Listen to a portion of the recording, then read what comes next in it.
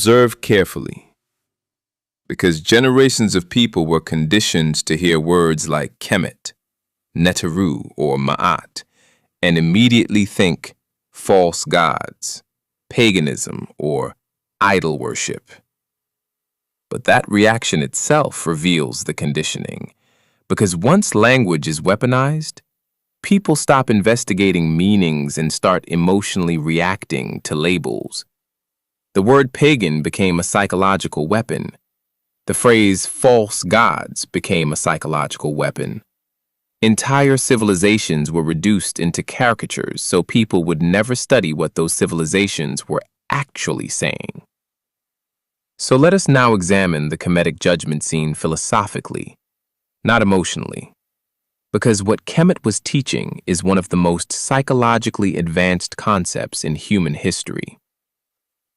In the Hall of Ma'at, the heart is weighed against the feather of Ma'at. Stop right there and think deeply about what that means. Your heart is weighed. Not your membership card, not your denomination, not how loudly you prayed in public, not how many slogans you repeated, not whether you emotionally submitted to an institution. Your heart is weighed. Your actions, your character, your balance, your honesty, your alignment with truth itself. The people of Kemet understood something simple yet terrifyingly profound. Reality cannot be fooled. Humans can be fooled. Governments can be fooled. Religious institutions can be fooled. Crowds can be manipulated. But reality itself remains unmoved by performance. You can wear robes.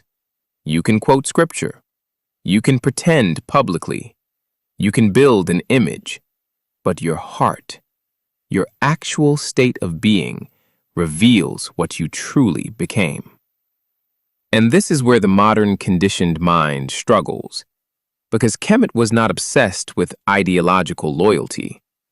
Kemet was obsessed with alignment. Alignment with truth. Alignment with balance. Alignment with cosmic order itself. So in the Hall of Ma'at, there is no eternal torture chamber waiting for humans who fail to intellectually submit to a doctrine. There is no cosmic dictator demanding endless praise while threatening infinite punishment. Instead, there is measurement, consequence, balance, weight. The feather is light because truth is light. Harmony is light. Integrity is light. But deception is heavy. Cruelty is heavy. Greed is heavy. Hatred is heavy.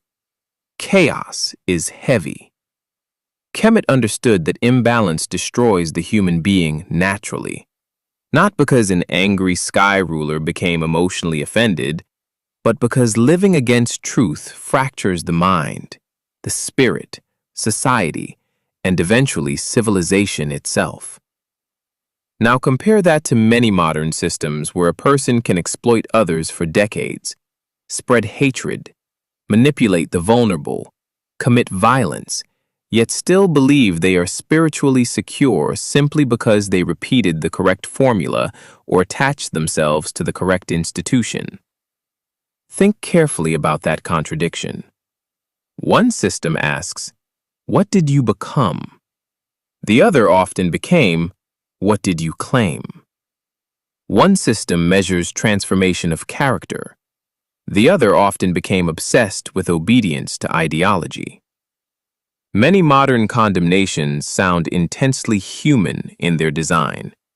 Eternal prisons, eternal torture, eternal revenge, eternal fire. Those sound less like cosmic intelligence and more like frightened empires projecting human punishment systems into the sky. But the people of Kemet observed nature directly. The sun does not seek revenge. The Nile does not torture people forever. Nature operates through law, cycles, consequence, rhythm, and balance. So the Hall of Ma'at, became a teaching of responsibility. Your heart becomes what you feed it. Your actions shape your balance. Your conduct determines your weight. And this is why Amit waits nearby. Amit is not the devil. Amit represents self-destruction, the devouring of a heart consumed entirely by chaos, greed, deception, and imbalance. In other words, you become the architect of your own destruction through misalignment with truth. Do you see now why reducing Kemet to paganism completely misses the depth of what was being taught? Kemet was exploring consciousness, ethics, psychology, balance, cosmic law, and human transformation thousands of years ago through symbolic language. The Hall of Ma'at teaches that heaven and hell are not merely destinations after death, but conditions of being created through alignment or imbalance while alive. And this is why the teaching still feels powerful today, because deep inside, beyond the conditioning, human beings know balance matters more than performance, truth matters more than slogans, and character matters more than labels. Ashe.